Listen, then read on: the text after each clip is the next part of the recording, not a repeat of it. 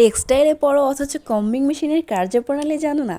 তাহলে বড় একটা মিস করবে। মিস না করে সম্পূর্ণ ভিডিওটি দেখো। দেখো, এটা হচ্ছে ইন্ডেক্স হুইল। এই ইন্ডেক্স হুইলে একটা ঘূর্ণনে একটা কম্বিং চক্র সম্পূর্ণ হয়। এখানে 40 পর্যন্ত দাগ কাটা থাকে। এই ইন্ডেক্স হুইলে এক একটা ঘূর্ণনে এক এক ধরনের কার্য সম্পূর্ণ হয়। দেখো, এটা হচ্ছে মিনি ল্যাপ। মিনি ল্যাপ হচ্ছে কম্বিং মেশিনের ফিট জোনে ফিট করা হয়। আর কম্বিং মেশিনে এই ফিড জোনে ফিট করার পরে একটি ফিড রোলার থাকে। ফিড রোলারের মাধ্যমে মিনি ল্যাব আস্তে আস্তে মেশিনের অভ্যন্তরে প্রবেশ করে এবং ফিড রোলারের পরে আমরা দেখতে পাই দুইটা নিপার, একটা হচ্ছে টপ নিপার, একটা হচ্ছে বটম নিপার। দেখো, এটা হচ্ছে টপ নিপার এবং বটম নিপার। এরপরেই থাকে সিলিন্ডার, আর এই যে দুইটা হচ্ছে অ্যাটাচিং ডিটাচিং রোলার।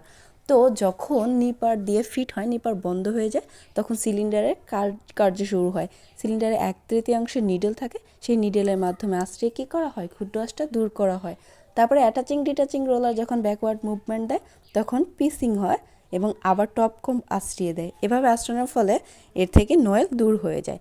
তারপরে আবার ল্যাপশিট সামনের দিকে অগ্রসর হয়ে আমরা সুন্দর একটা স্লাইভার পাই, যেটা হচ্ছে কর্ম স্লাইভার।